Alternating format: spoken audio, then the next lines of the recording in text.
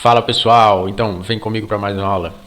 Bem, como eu prometi para vocês, que a última aula seria a última aula mais argumentativa, né, e a próxima seria uma aula mais técnica, falando propriamente sobre gráfico, né, sobre preço, enfim, ter o conhecimento realmente técnico do que vai importar para vocês, né?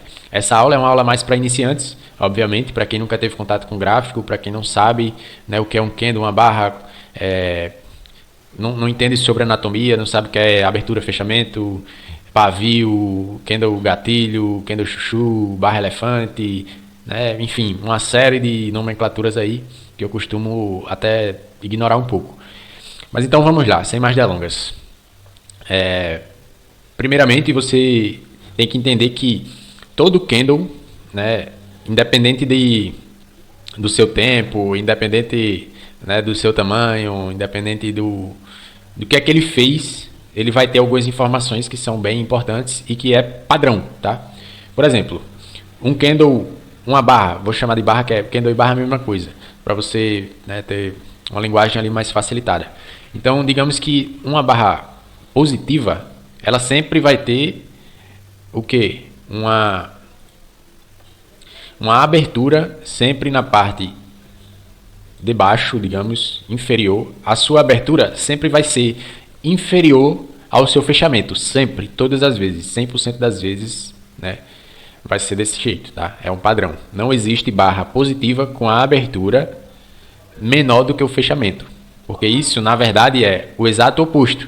Se você vê uma barra que está com a abertura no ponto X e um fechamento no ponto menos X, vai ser o quê? Uma barra negativa, ou seja, a abertura era aqui nessa região, fechou abaixo dessa região. Então, isso indica que essa barra é negativa, como é esse caso aqui, ó.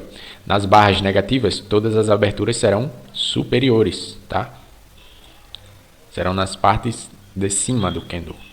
Na parte, na verdade, até que eu não posso dizer isso 100% das vezes, porque tem as questões do pavio que vocês entenderão daqui a um instante. Mas, né, sempre vai ser na parte superior, mas não será sempre a máxima, tá? Isso vocês entenderão já já.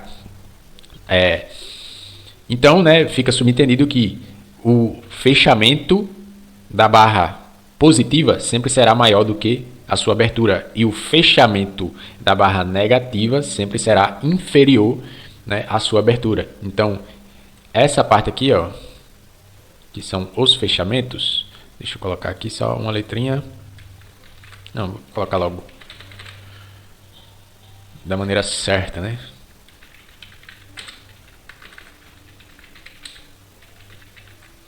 Pronto. Então aqui, ó, fechamento sempre abaixo, tá? E aqui, obviamente, vamos fazer assim, ó. Fechamento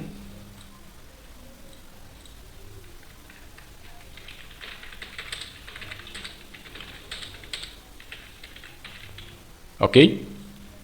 Então, é sempre isso, sempre isso, sempre isso, sempre isso.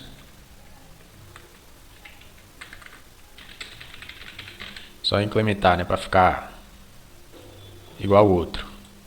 Pronto. Então, tendo isso em mente, você já entende. Todas as barras que estiverem positivas indica que a abertura é inferior ao fechamento. Do modo contrário, simplificado, né? Isso é só para frisar na mente. Estou repetindo a mesma coisa justamente para frisar na mente. Do modo contrário, barras negativas sempre terá a sua abertura superior ao seu fechamento, ok? Então vamos marcar aqui também, né? Eu só não vou colocar em texto porque é a mesma coisa, né? Isso aqui, ó, fechamento sempre abaixo da abertura, fechamento sempre acima da abertura. Pronto. Simples de entender. Agora vamos avançar um pouco mais. Falei de pavis. Então, o que é que acontece? Uma coisa que eu não poderia falar aqui, que era justamente o que eu toquei, né, no ponto dos pavis, era que eu ia dizer que as aberturas dos candles negativos sempre serão as máximas, o que não é verdade, tá? Um candle gatilho pode ter uma abertura num ponto X, digamos aqui, mas a máxima do candle não necessariamente vai ser a abertura, tá? Geralmente o preço pode ter pavis, que é isso aqui, ó. Opa, trocar a ferramenta. Um pavio é isso aqui, ó, tá? E é isso aqui também. São sempre tentativas, né, do preço ir naquela direção que foi agredida, foi atacada, ou seja, o preço voltou. Né, o preço não conseguiu ir naquele caminho e voltou. Então isso demonstrado no gráfico fica como pavis, tá? Então, tendo isso em vista, o preço pode ser isso aqui, ó, como exemplo. Né, e não necessariamente só nas barras negativas, isso acontece também nas barras positivas. Né? As máximas não necessariamente vão ser os fechamentos, ou as mínimas não necessariamente serão as aberturas. Isso serve, né, de modo global para todas as barras. Tá? Eu coloquei aqui do modo mais bonitinho possível, né? Abertura e fechamento sendo as máximas, mas na verdade não são. Tá? No gráfico a gente vai ver que todos esses candles aqui, a maioria deles, raramente, né, um candle fecha assim, né, com a abertura sendo a mínima e a máxima sendo o fechamento. Não, muitas vezes o que acontece é isso aqui, ó, tá?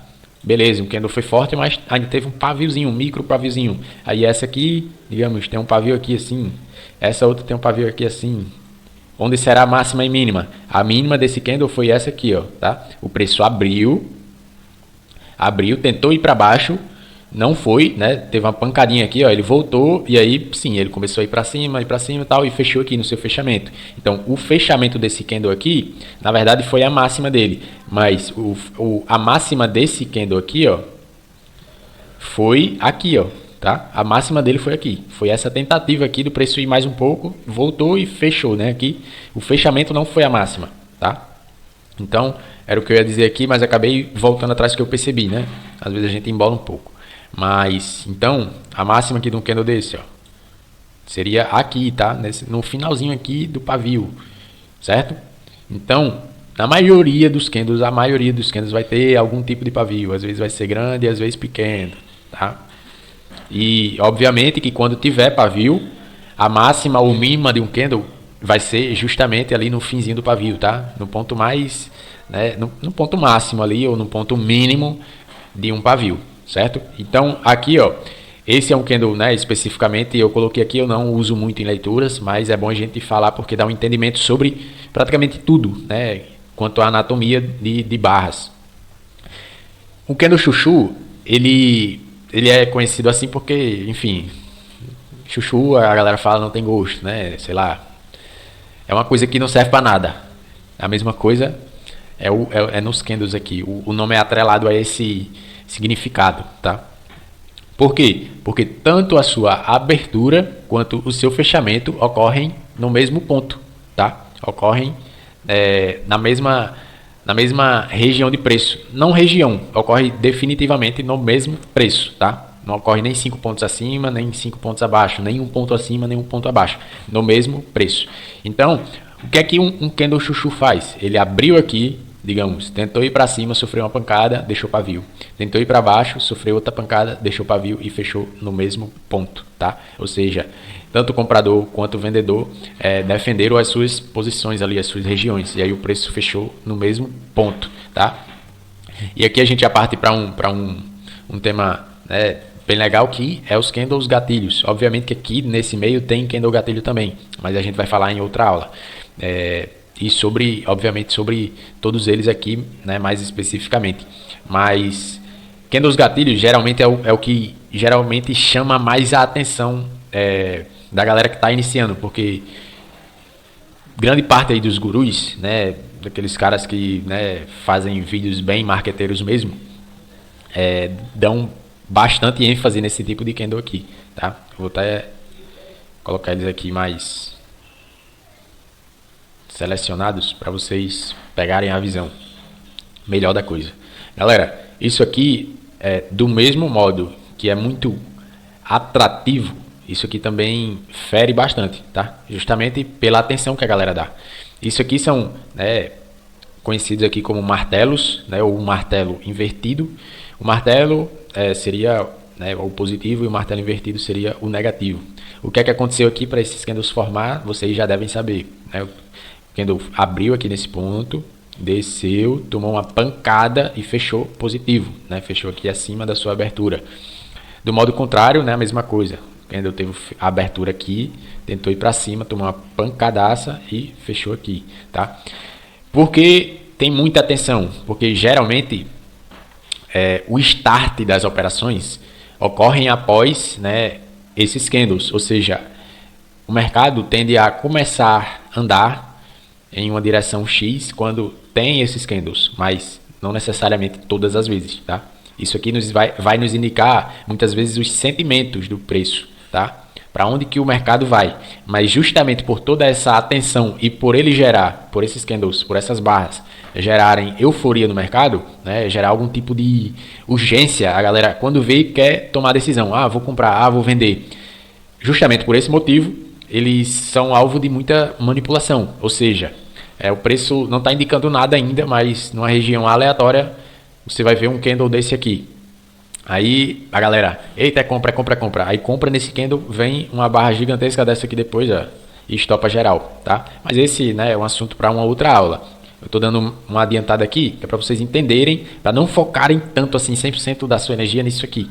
Obviamente que é só uma parte aqui que eu estou dando de anatomia, para vocês entenderem como eles, né, funcionam. Mas eu estou adiantando isso aqui, que é para vocês não ficarem fissurados nisso aqui, que é um grande erro, tá?